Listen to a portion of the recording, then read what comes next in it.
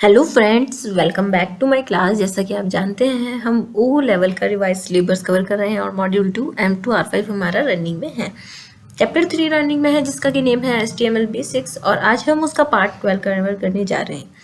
Module का name आप जानते हैं वेब डिज़ाइनिंग एंड पब्लिशिंग है और आज जो हम टॉपिक कवर करने जा रहे हैं हमारी वीडियो में वो रहेगा हमारा इमेज टैग। सबसे पहले देखते हैं हम इमेज टैग के बारे में कि इमेज टैग क्या है और किस तरह से हम इसे हमारे वेब पेजेस में यूज़ ले सकते हैं। An image can be inserted into a web page using the tag image। अगर आप कोई इमेज यानी कोई पिक्चर या कोई फोटो अपने वेब पेज में ऐड करना चाहते हैं तो उसके लिए आपको इमेज टैग का यूज़ करना होता है। जैसा कि आपको स्क्रीन पर दिख रहा है, इस तरह से आपको IMG करके टैग के थ्रू आप क्या कर सकते हैं, कोई भी इमेज अपने वेब पेज पर अपने व्यूअर्स को अपनी वेबसाइट के लिए शो करवा सकते हैं। The image tag is empty tag. Image tag क्या है? एक तरह से एम्प्टी टैग है, यानी इसके लिए ये कंटेनर नहीं है, इसके लिए आपको ओपन एंड क्लोज करने की रिक्वायरमेंट नहीं है। आप केवल इमेज टैग का यूज़ करके भी क्या कर सकते हैं, अपने डॉक्यूमेंट में एक इमेज को इंसर्ट कर सकते हैं।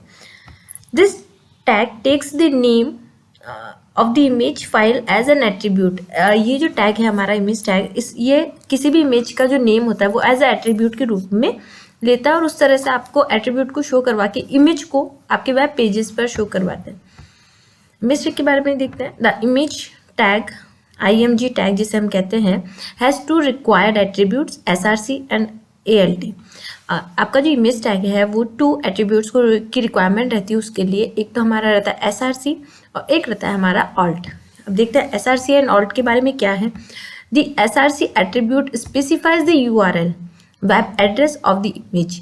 SRC टैग स्पेसिफाई करवाता है आपके जो इमेज है उसका जो भी वेब एड्रेस है, जो भी URL है, उसका कोई पर्टिकुलर लोकेशन है, उसका जो भी एड्रेस है, जो उसका नेम है, वो सब हमारा SRC एट्रीब्यूट यानी एक तरह से कहें तो सोर्स एट्रीब्यूट के रूप में पहचाना जाता है। इसका जो सिंटैक्स होता है वो ऐसा होता है, IMG आप लिखते हैं इमेज को ऐड करने के लिए, आपको लिखना होता है SRC इक्वल्स टू और यहाँ पे वो URL लिखना होता है, यानी उस इमेज का एड्रेस, उसका नेम आपको यहाँ पे डिफाइन करवाना होता है। उसका फॉर्मेट क्या है वो सभी चीज़ें आपको यहाँ पे डिफाइन करवानी होती है।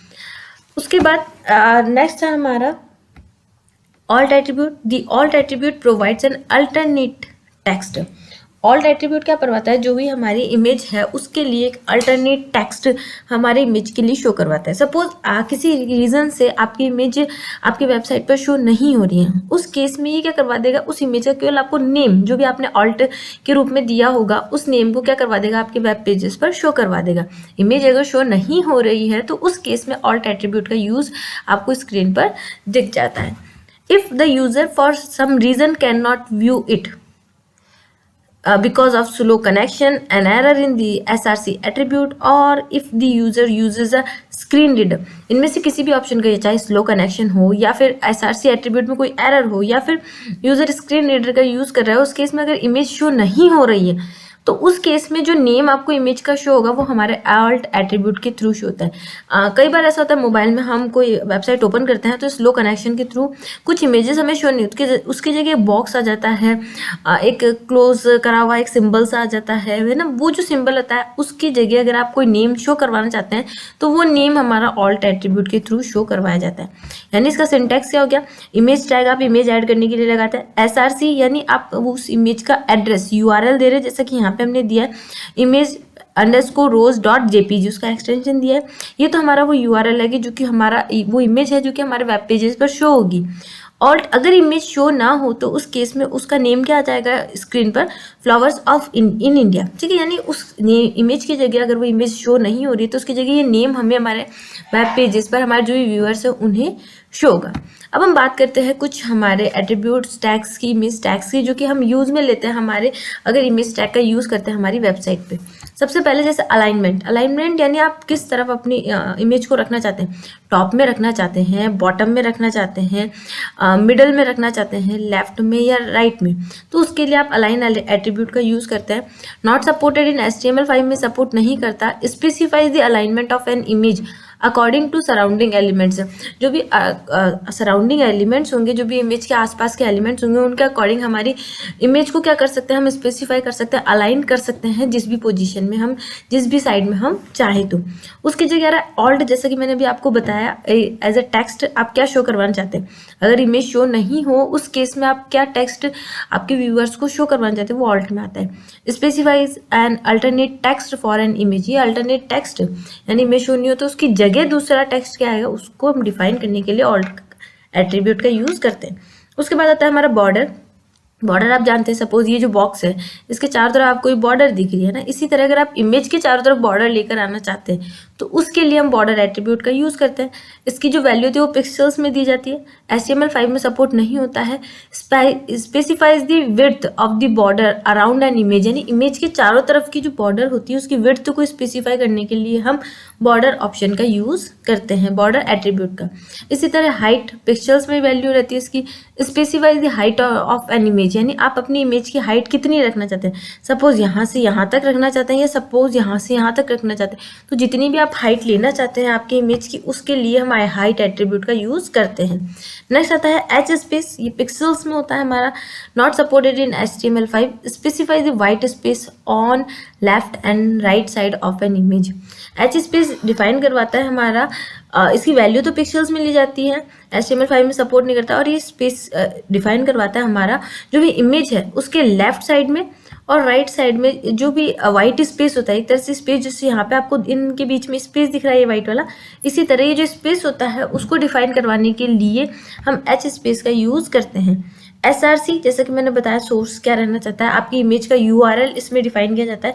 Specifies the URL of an image, यानी इमेज का एड्रेस हम SRC में डिफाइन करवाते हैं। V स्पेस पिक्सल्स में होता है, सपोर्ट नहीं करता है ये HTML5 में।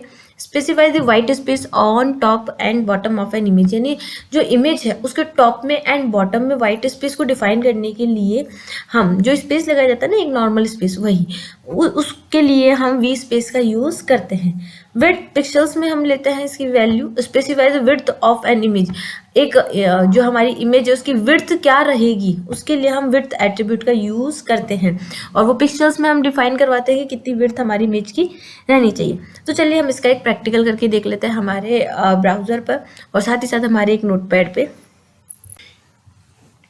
ठीक है, हम हमारी वही फाइल ओपन करेंगे जो कि हमने प्रीवियस में हमारी एक फाइल बना रखी है, उसी पर हम आगे का प्रैक्टिकल करके देखते हैं कि किस तरह से हम इमेज को ऐड कर सकते हैं टेक्स्ट के साथ। तो उसे ओपन करने के लिए वही राइट क्लिक करना होगा हमें और राइट क्लिक करने के बाद ओपन विद नोटपैड। ठीक है, देखिए मैं तो ये हमारा जो पहले प्रीवियस फाइल बनी हुई है अपना टाइम बचाने के लिए, ताकि आप लोगों को जल्दी जल्दी कोर्स कवर करवाऊँ, इन्हें बार बार नहीं लिख रही हूँ, बट आप जितना ज़्यादा कोशिश हो सके इन्हें बार बार लिखिए ताकि आपको इन्हें अच्छी प्रैक्टिस हो कि कैसे आप टैग्स को ओपन कर सकते हैं, क्लोज कर सकते हैं, क्योंकि जितनी आप प्रैक्टिस करेंगे उतना आपके एग्जाम्स के लिए सही रहेगा। तो ये तो हमारा प्रीवियस का जो भी हमारा पैराग्राफ था, जो भी हमने एडिटिंग करी थी, वो इस पर शो हो रहा है आपको और आई होप आप लोग ये जानते भी होंगे।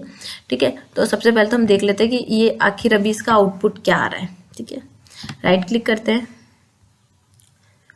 Open with Microsoft Edge. ठीक है, अभी इसका आउटपुट ये आ रहा है। हमने लिंक्स दे रखे हैं, हमने हॉरिजॉन्टल बार का यूज़ कर रखा है, टेक्स्ट पैराग्राफ सब कुछ हमने यहाँ पे ले रखा है हमारे प्रैक्टिकल के लिए, ठीक है, हमारे समझने के पर्पज़ से। अब आज हम ऐड करेंगे हमारे इसमें इमेजेस। ठीक है, तो इमेजेस के लिए हम वही यहाँ पे हम इसको क्या करते हैं, थोड़ा सा एंटर कर लेते हैं और यहाँ पे हम स्पेस कर लेते हैं। बट उससे पहले हम क्या करते हैं, थोड़ा सा फॉन्ट की साइज़ थोड़ी सी कम कर लेते हैं, यहाँ पे जाके 22 कर लेते हैं। ओके, ठीक है, ताकि हमारा ज़्यादा इसमें स्पेस ना रहे और नीचे का एलिमेंट भी आपको जो बॉटम का है वो भी धीरे धीरे शो होता है। ठीक है, अब यहाँ पे हम इमेज के लिए कौन सा एट्रीब्यूट का यूज़ करेंगे उनका हम यहाँ पे ट्राई करके देखिए, थोड़ा सा वापस बढ़ाते क्योंकि फिर आप लोगों को स्क्रीन पर नहीं दिखेगा। ठीक है, अब इमेज ऐड करने के लिए हमने क्या कहा था कि हमें इमेज टैग का यूज़ करना है, उसकी हमें विड्थ देनी है, हाइट देनी है, जितना भी आप अलाइन देना चाहते हैं वो अलाइनमेंट हमें देना होता है। अब अगर आप इमेज ऐड करना चाहते हैं तो सबसे पहले जो आपकी यहाँ पे नोट करने वाली बात है वो ये है कि आप जिस भी फोल्डर में आप अपना HTML की फाइल सेव है वहाँ पे आपकी एक इमेज होनी चाहिए। ठीक है, जैसे कि हमारे यहाँ पे जो हमारा फोल्डर है उसमें आप देख रहे हैं pic1 नेम से एक फाइल है। ठीक है, तो हम इसका यूज़ कर सकते हैं। तो चलिए हम इसको यूज़ करके देखते हैं किस तरह हम इमेज हमारे वेब पेज में ऐड कर सकते हैं। इमेज ऐड करने के लिए हमने बताया था कि हम IMG टैग का यूज़ करेंगे। उसके बाद अगर हम इमेज को ऐड करना चाहते हैं तो उसके लिए हमें उसका एड्रेस देने के लिए SRC एट्रीब्यूट का यूज़ करना है, इक्वल्स टू लगाना है। डबल इन्वर्टेड कोट्स में हमें इमेज का नेम लिखना है, जैसा कि अभी आपने देखा pic1 हमारी इमेज का नेम है, .jpg उसका एक्सटेंशन है। अगर एक्सटेंशन नहीं लगाएंगे तो इमेज प्रॉपर हमारे शो नहीं होगी, ठीक है।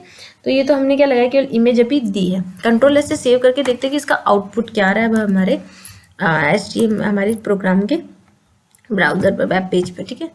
रिफ्रेश करते हैं, अभी आपको ये दिख रहा है, हमने रिफ्रेश करी, देखिए एक इमेज हमारे यहाँ पे शो हो गई, ठीक है। केवल एक इमेज शो हुई है और कोई भी इमेज यहाँ पे अभी हमें शो नहीं हुई है, क्योंकि ये इमेज हमने यहाँ पे ऐड करी है। सपोज आप कोई और इमेज ऐड करना चाहते हैं इसके साथ साथ, तो उसके लिए क्या करना होगा, आपको एक इमेज और एक जितनी भी आप इमेजेस अपने वेब पेजेस में ऐड करना चाहते हैं वो इमेज आपको यहाँ पे ऐड करनी होगी, ठीक है। अभी हमारे पास एक ही इमेज है, हम कुछ और इमेज अगर ऐड करना चाहते हैं तो हम हमारे फोल्डर में आएंगे जहाँ पर भी हमारे सामने इमेज हो। तो जैसा कि हम एक इमेज यहाँ से ये देख लेते हैं, इनका सबसे पहले एक्सटेंशन देख लेते हैं कि एक्सटेंशन हमारा सपोर्ट करने वाला होना चाहिए। PNG में नहीं चाहिए हमें, किस में चाहिए अभी, JPG में, ठीक है। तो एक तो ये वाली देखते हैं हम, ठीक है। एक इमेज तो ये, और एक इमेज हम यहाँ से कॉपी कर लेते हैं, ठीक है। इन दो इमेजेस को हम क्या करते हैं, हमारे यहाँ से Ctrl+C करते हैं और डेस्कटॉप पे हमारा जो फोल्डर है HTML प्रैक्टिकल करके उसमें जाके पेस्ट कर देते हैं, ठीक है। तो दो इमेजेस और आ गई। अब सबसे पहले, अभी तो प्रीवियस में हमारे pic1 थी, अब हम क्या करते हैं, इनका नेम थोड़ा सा चेंज कर देते हैं ताकि ईजी वे में हमें समझ में आए। F2 करके हम इसको कर देते हैं pic2, ठीक है। और इसको कर देते हैं हम नेम, रीनेम F2 करके, F2 फॉर रीनेम शॉर्टकट की है हमारी रीनेम की, और यहाँ हम कर देते हैं pic3, ठीक है। अब हम चलते हैं हमारे नोटपैड में। अभी तक तो हमने केवल एक ही इमेज ऐड करी थी, हम क्या करते हैं, इसे यहाँ से कॉपी कर लेते हैं। सेलेक्ट करा, Ctrl+C, Ctrl+V, एंटर करते हैं, Ctrl+V, यानी हम अब 3 इमेजेस ऐड करना चाहते हैं हमारे वेब पेज में।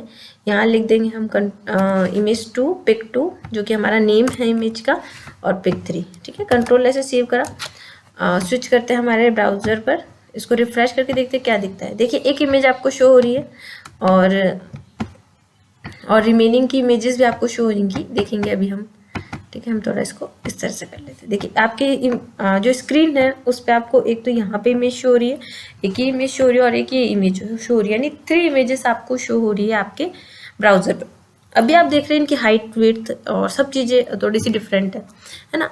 अब हमने जो एट्रीब्यूट्स देखे हमारे इमेज के लिए, उन एट्रीब्यूट्स का हम अब यूज़ करके देखेंगे किस तरह से हम इमेज की हाइट, विड्थ, उनका अलाइनमेंट चेंज कर सकते हैं, ठीक है। तो चलिए हम स्विच करते हैं हमारे नोटपैड पे।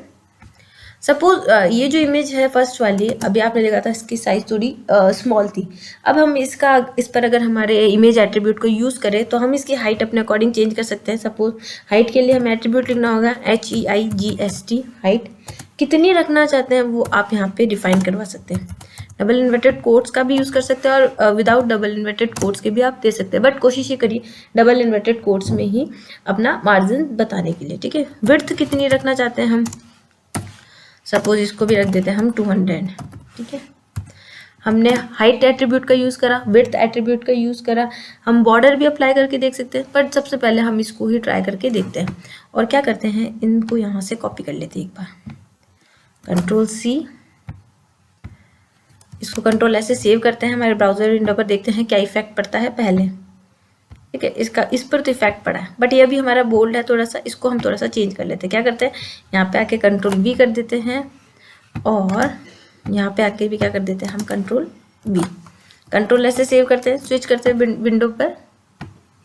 अब देखिए, अब हमें क्या दिख रहा है, हमने जो हाइट एंड विड्थ दी उसके अकॉर्डिंग हमारी इमेजेस ऑटोमेटिकली हमारे स्क्रीन पर अरेंज हुई है, जितनी हमने दी है इसे क्या बोलते हैं, हाइट एंड विड्थ तो इक्वल दिया था हमने, इस कारण सभी इमेजेस हमारी इक्वल हैं। अब हम थोड़ा थोड़ा इनमें चेंजेस भी कर सकते हैं चाहे तो। अगर हम सबसे पहले हम इस पर बॉर्डर अप्लाई करके देखते हैं फर्स्ट वाले पे, ठीक है। Border equals to double inverted quotes में जितनी भी आप बॉर्डर देना चाहते हैं वो बॉर्डर आप यहाँ डिफाइन करवा सकते हैं। सपोज हमने यहाँ दे दिया 20, Ctrl+S से सेव करते हैं, स्विच करते हैं, रिफ्रेश करते हैं, देखिए बॉर्डर पहले नहीं थी, अब हमारी इस इमेज पर क्या हो गई, बॉर्डर अप्लाई हो गई है। आप चाहें तो सभी पर दे सकते हैं, जितनी भी आप चाहें, ठीक है। ये इमेज पर हम अलाइनमेंट देके देखते हैं। अभी सबसे पहले हमने इस पर बॉर्डर दिया था, इस पर हम देके देखते हैं अलाइनमेंट। अलाइन बाय डिफ़ॉल्ट आपने देखा था कि इसका लेफ्ट इमेजेस का हमारा लेफ्ट अलाइनमेंट है, बट हम यहाँ पे इसका चेंज भी कर सकते हैं। कैसे, इसको हम दे देते हैं राइट, RIGST।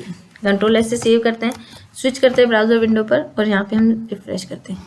तो देखिए 2 इमेजेस तो यहाँ पे रह गए और जिसका हमने राइट अलाइनमेंट दिया था वो इमेज हमारी यहाँ पे राइट साइड में शिफ्ट हो गई। सेंटर अलाइनमेंट देना चाहते हैं, मिड वाले को सेंटर दे देते हैं अलाइन।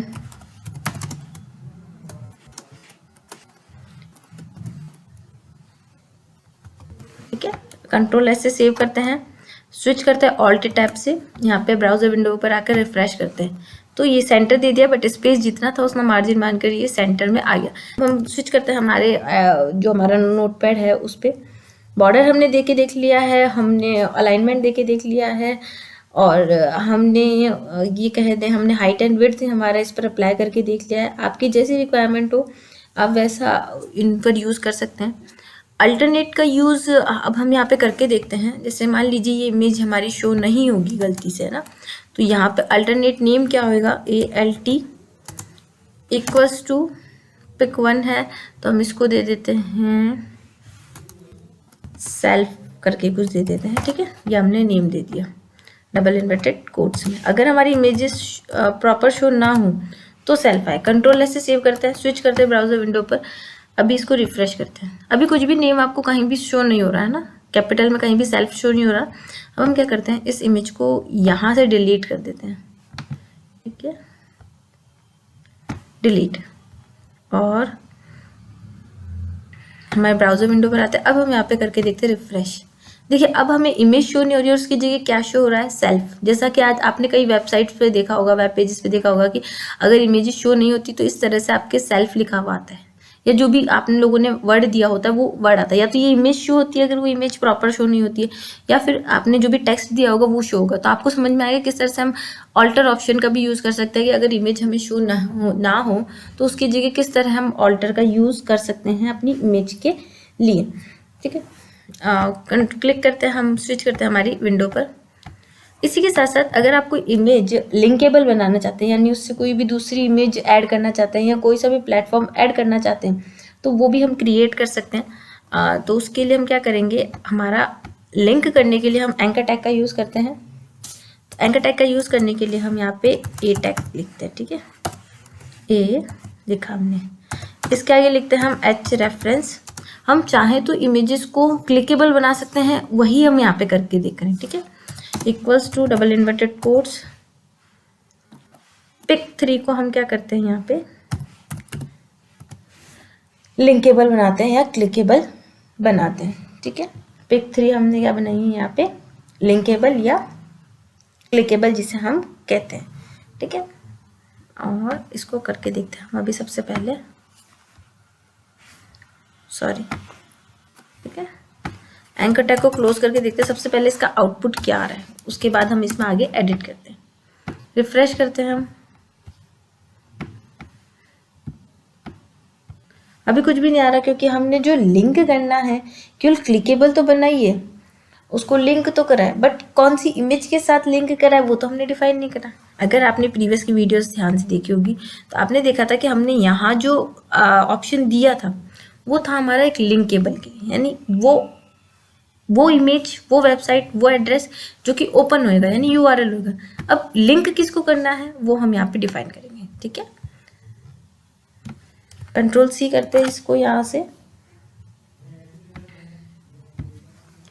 और कंट्रोल V कर देते हैं। तो यहाँ पे हमने क्या लिखा है, इमेज सोर्सेज दिया है कि किस इमेज को करना चाहते हैं, उसकी हाइट विड्थ हमने यहाँ पे डिफाइन करवाई है, अलाइनमेंट वही था हमारा राइट लेफ्ट। अब हम इसको क्या करके देखते हैं, सेव करके देखते हैं। स्विच करते हैं हमारे ब्राउजर विंडो पर, यहाँ के रिफ्रेश करते हैं। ठीक है, 2 इमेजेस शो हो रही है, बट एक इमेज ऐसी है जो कि लिंकेबल नहीं है। और ये इमेज ऐसी है जो कि लिंकेबल है। अब अगर हम आप लोगों को भी मेरा जो पॉइंटर है वो वैसा ही दिख रहा है नॉर्मल कर्सर वाला, बट अगर आप लोग करके देखेंगे तो यहाँ पे आपके कर्सर की पोजीशन क्या होगी जाएगी, चेंज हो जाएगी, क्योंकि ये जो इमेज है वो लिंकेबल है। अभी जब मैं इस पर क्लिक करूँगी तो कोई दूसरा ऑप्शन ओपन होएगा, ठीक है। क्लिक करा तो देखिए इमेज शो हुई, ठीक है। जबकि नॉर्मल पे मैं टिक कर रही हूँ, क्लिक कर रही हूँ, तो उन पर कोई इमेज शो नहीं हो रही। क्यों? क्योंकि ये क्या है, एक लिंकेबल इमेज है, ठीक है। इसको हम थोड़ा सा सेंटर कर देते हैं अलाइनमेंट, ताकि आपको अच्छे से समझ में आए।